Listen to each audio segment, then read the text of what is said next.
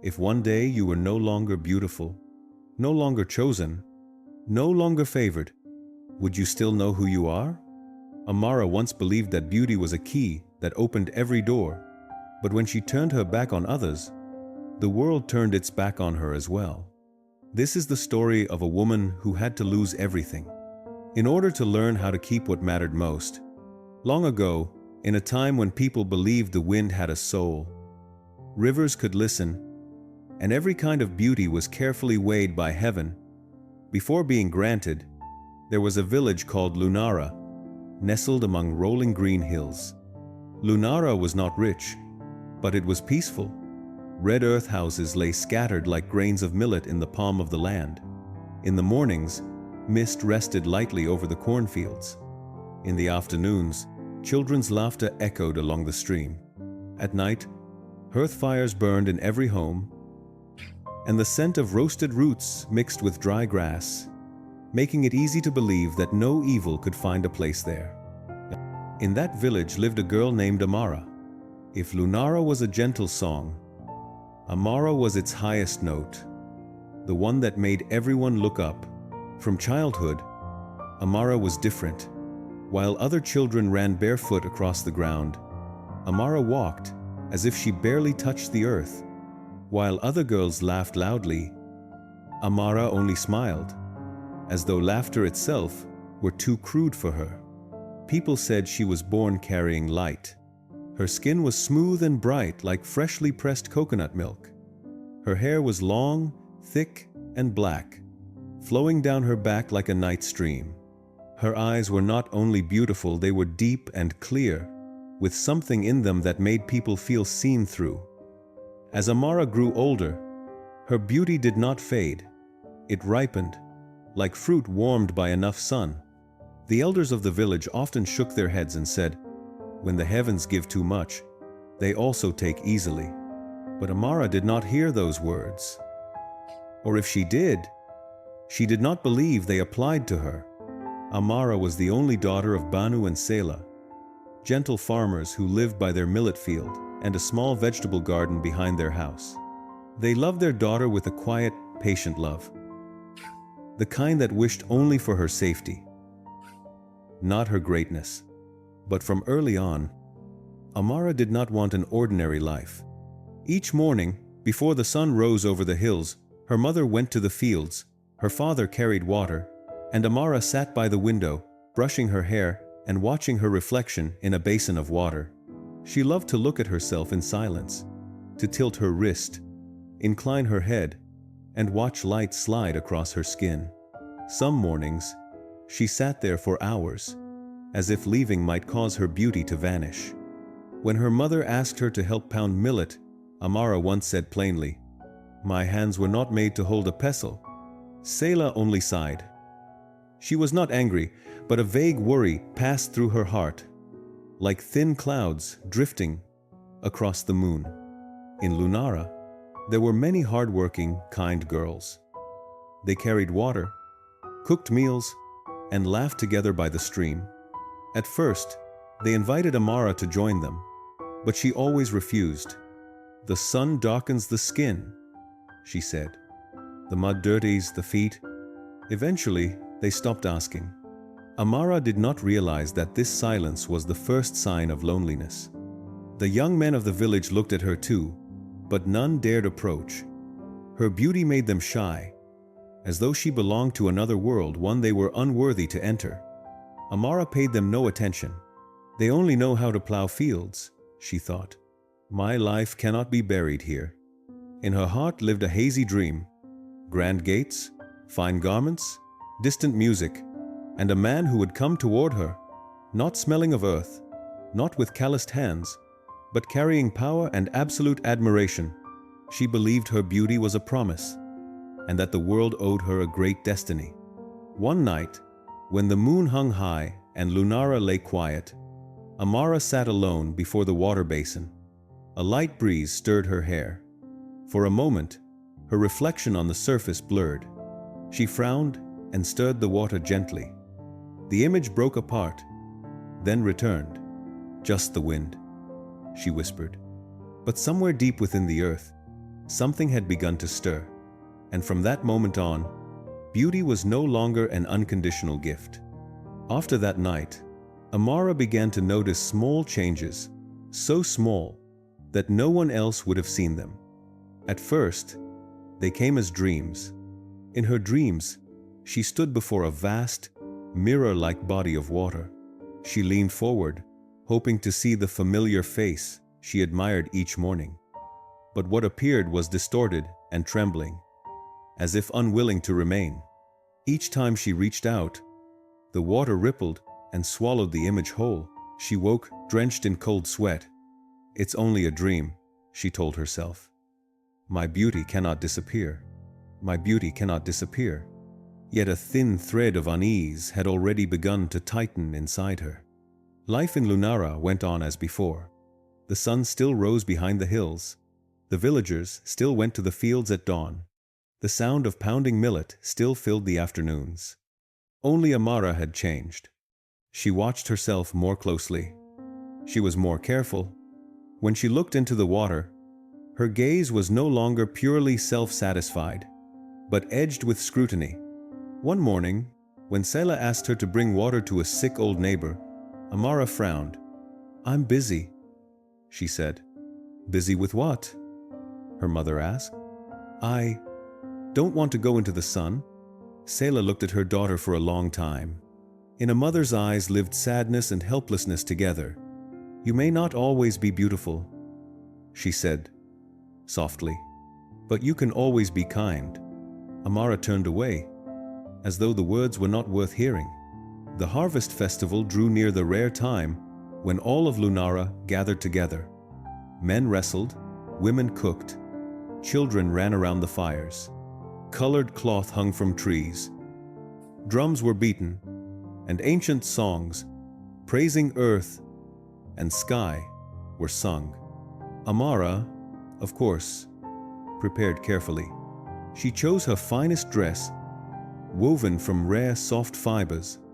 Her hair was braided neatly and left to fall down her back. She rubbed scented oil onto her skin and stood long before the basin, adjusting every small movement. "Today," she thought, "all eyes will be on me. Jay, Jay, Jay." And indeed, when she stepped onto the festival ground, conversation slowed. Some girls glanced at her and looked away. Some young men turned their faces aside, afraid to stare. But not everyone admired her. Beneath a large tree near the clearing sat an old woman alone. She wore worn clothing, her back bent, her eyes clouded like mist. Before her lay a bundle of medicinal leaves and a small pile of firewood. This was Imani, the oldest person in Lunara. Some said she could hear the voice of the earth. Some said she had once been a healer. Others whispered that she did not fully belong to this world. As Amara passed, her dress brushed against the firewood, knocking it over. "Watch where you're going," Amara snapped. "Child," Imani said slowly, "this ground is not meant for you alone." Amara looked her up and down, her gaze sharp as a blade. "You should stay where you are," she said. "People like you only get in the way of celebrations." The air fell silent. Villagers turned. Whispers spread. "Amara," someone murmured. "She's an elder." But Amara had already turned away, chin lifted, as though nothing had happened. Imani bent to gather her fallen wood. Her hands trembled slightly, but her voice was steady as she murmured to the wind, "When you see only your own face, you cannot see the abyss behind you." No one heard her, except the earth. That night, the moon did not shine as brightly. Amara returned home late and sat before the water basin, sighing. When she leaned closer, the moonlight on the surface was unclear. She tilted her head. The reflection lagged behind her movement by a breath. "Don't toy with me," she whispered. A gust of wind passed. The water rippled. When it stilled, the reflection was not the same. The eyes were darker, the smile stiff. Amara stepped back, heart racing. "It's just the moonlight," she told herself, but her voice lacked conviction. The next morning, her skin felt drier. When she brushed her hair, a few strands fell to the floor, not many, but enough to make her freeze. Impossible. She covered the basin with cloth. She did not want to look anymore. In the days that followed, Amara grew irritable. She tired easily and withdrew from others. The villagers noticed. Amara doesn't smile anymore, they said. Perhaps even beauty can grow sad. Only Imani said nothing. She continued to sit beneath her tree, watching in silence. One afternoon, as Amara passed the stream, she saw a little girl slip and fall. People stood and watched. No one wanted to step into the mud. Amara stopped. For a moment, she remembered her mother's words. "You can always be kind." She hesitated. Then she turned away. "It's not my concern," she thought. At once, a sharp pain pierced her chest, brief but clear. She staggered and gasped for breath. She did not know that each time she turned her back on compassion, a fragment of light inside her fell away. That night, Amara dreamed of Imani. The old woman stood by the water, her eyes deep and sorrowful. "You fear losing your beauty," she said. "But you have never feared losing yourself." "I have done nothing wrong," Amara protested. "I only live according to what I have." Imani shook her head. "No one is punished for beauty," she said. "Only for forgetting others." Amara woke with her heart pounding. Outside, the wind moved through Lunara, carrying the scent of damp earth and an unfulfilled promise. And deep within Amara, a new road, painful but necessary, began to open. She left Lunara. The road away was narrow and long, flanked by wild grass taller than her knees, dry and sharp like unfriendly whispers. Feet once protected, now touched bare earth, aching with every step. She walked until the sun stood overhead, her throat parched, her fear too exhausted to scream. At the end of the road, she saw a shack as though forgotten by the world. Its walls leaned, its thatched roof sagged.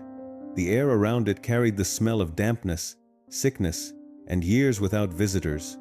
The door creaked open. A man appeared, short, hunched, his neck bent as if it had never straightened. His skin was dark and wrinkled, marked with old scars. His beard and hair were tangled with gray. His eyes were small but sharp, as though they had seen too much. His breath carried the bitterness of medicine, old sweat, and time. "Who are you?" he asked, his voice hoarse and unfriendly. Amara swallowed. I've come to stay." The man narrowed his eyes, looking her over without desire or pity, only bare judgment. "Stay?" He laughed harshly. "Do you know whose house you stand before?" She nodded, though she was not sure. "They say," she answered, "that you are the man no one wants to live with." He laughed again, a sound like stones striking each other. "At least you're honest." He turned back toward the shack. "If you wish to enter," he called over his shoulder, "do not expect gentle treatment." Amara stood at the threshold for a long time. Then she stepped inside. The first days were hell. Caro did not strike Amara, but he was cold, harsh, and perpetually displeased. He gave orders as if she were an unwanted burden he had taken in by mistake. "Clean this. The water's spoiled. You cook like you're feeding pigs." Each word clawed at the last fragments of Amara's pride. On the first night, she did not sleep. Wind howled through the cracks of the shack. Caro coughed and breathed heavily in the darkness. The smell of damp wood, sickness, and old sweat clung to her hair, her skin, her memories. She sat curled up, arms wrapped around her knees. "I once had the whole world looking at me. Now I am barely treated as human." Tears fell, but no one wiped them away. On the third day, Amara wanted to leave. On the fifth, She no longer had the strength to think of leaving. On the 7th, for the first time in her life, Amara woke before sunrise, not from fear of losing beauty, but because Caro needed water. She walked to the stream. The water was icy. Her hands trembled, but she did not turn back. In that moment, Amara realized something simple and terrifying. The world keeps turning, whether you are beautiful or not. One afternoon, Caro was struck by a surge of pain. He collapsed beside the hearth. Amara panicked. She forgot her revulsion for filth, forgot the stench, forgot fear. She lifted him, wiped his brow, boiled water, did everything she could. Caro opened his eyes and looked at her for a long time. "Why haven't you left?" he asked weakly. Amara was silent. Then she said, very softly, "Because if I leave, I will have nothing left." That night, Amara dreamed. She stood before the old basin again. But this time, there was no clear face in the water, only a small, trembling light. A voice spoke, without blame or judgment. Light is not lost. It only waits to be called by its true name. She woke with her heart a little warmer. Not much, but enough to continue. Time at the end of the road did not pass as it did in Lunara. Here, days were not measured by admiring glances, but by tasks that had to be done. Nights did not end with whispered praise, but with the bone-deep exhaustion of the body. Amara slowly grew accustomed to this life, not all at once, but little by little, like someone learning how to breathe again after nearly drowning. Each morning, she woke while the sky was still gray. No one called her, no one commanded her. But if she did not act, the shack would fall into silence. She swept the floor, gathered firewood, cooked thin porridge, washed cloth, soaked with sweat and bitter medicine. At first, each task made her nauseous, not from the smell, but from memory. These hands were never meant to touch the ground. These hands once touched only beauty. Now they were cracked, darkened, trembling with cold. And Amara began to understand. Pride does not die the moment beauty leaves. It dies more slowly. Caro did not become kind. He remained irritable, demanding. There were days when he spoke not a single word, only throwing looks sharp as stone. Once, Amara accidentally spilled a bowl of soup. "If you're here only to destroy things," Caro snarled, "then leave." A year earlier, a single sentence like that would have sent Amara away in contempt, never looking back. Now, she bent down. She gathered the broken bowl, wiped the dirt floor, said nothing. Caro watched her. His gaze wavered for a brief moment, so short even he did not notice it. One afternoon, a storm came. Rain in that region was merciless. It poured as if it meant to wash away earth and people alike. The roof leaked. Water dripped onto the bed. Caro coughed violently. Old pain returned. He doubled over, struggling to breathe. Amara panicked. She ran into the rain to pull tarps over the roof. Mud clung to her feet. Rain lashed her face, burning cold. She slipped, scraped her hands, but stood again. When she returned, soaked and shivering, she found Caro watching her. "You didn't have to do that," he said, his voice rougher than usual. "I did," Amara answered without thinking. "If I didn't, you'd become worse." Caro turned away, but for the first time, he did not shout. That night, after the rain eased, Caro spoke. "Who were you before?" Amara startled. She sat in silence for a long time before answering. "I thought I was someone chosen," she said slowly. "I thought the world owed me everything." Caro let out a dry laugh. "The world owes no one." "I know." Amara nodded. "I know now." The silence that followed was different, no longer heavy. In the days that followed, Amara went out more often. Not to flee, but to work. She helped an old woman nearby gather firewood, repaired fishing nets for a poor fisherman, shared her small portion of porridge with a thin child who often wandered near the shack.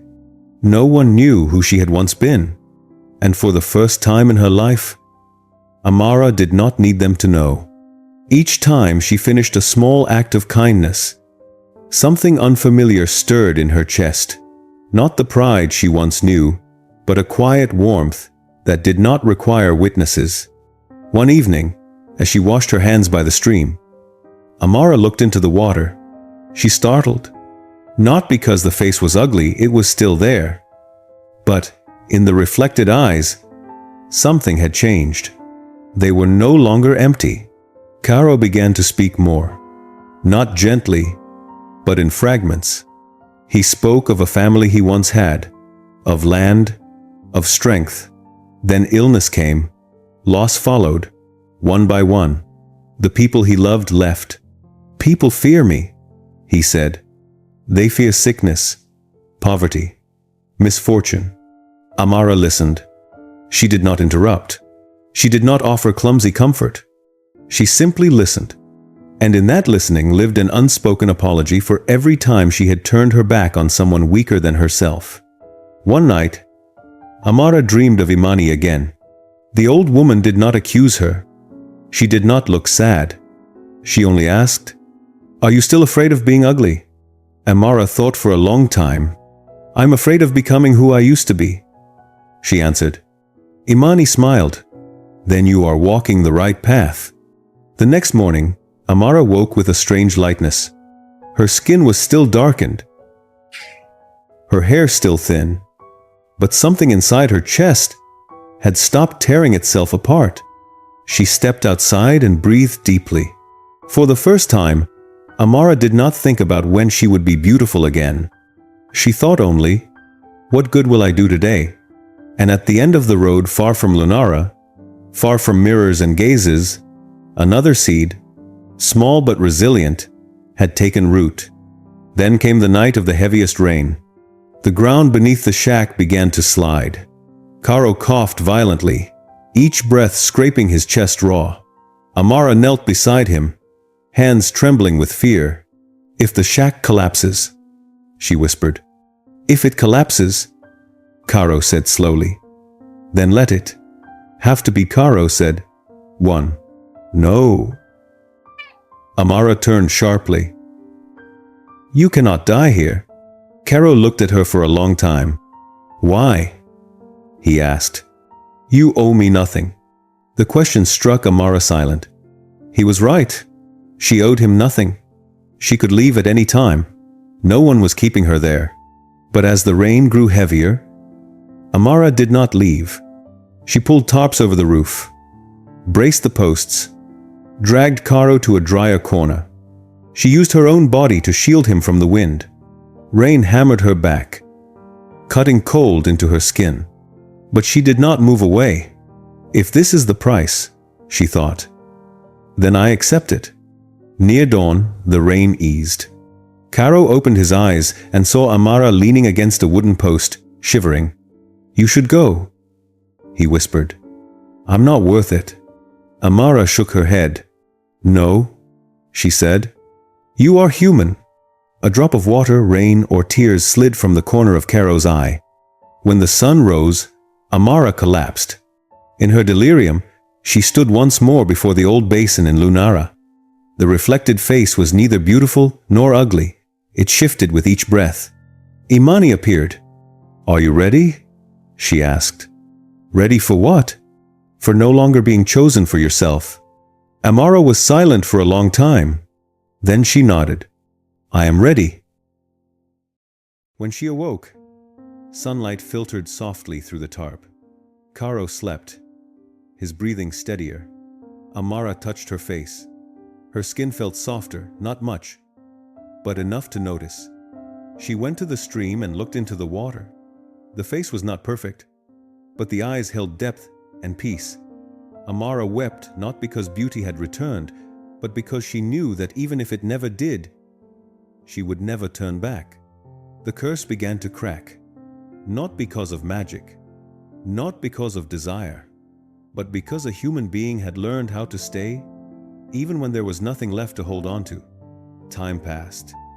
Caro grew stronger. The shack was rebuilt.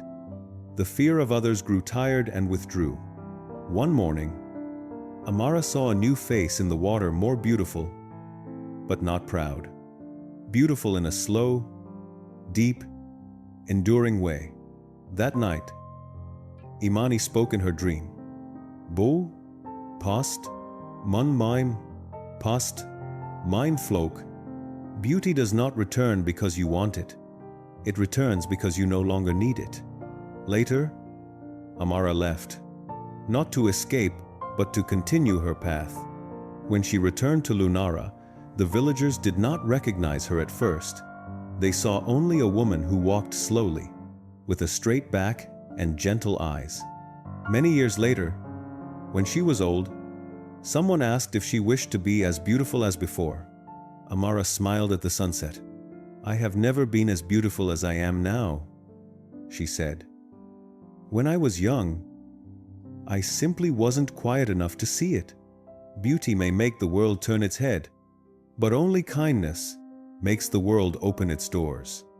Pride makes a person lonely.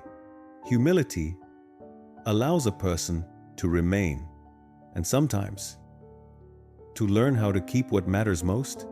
If this story inspired you, don't forget to subscribe and turn on the notification bell to hear more meaningful stories. See you in the next video.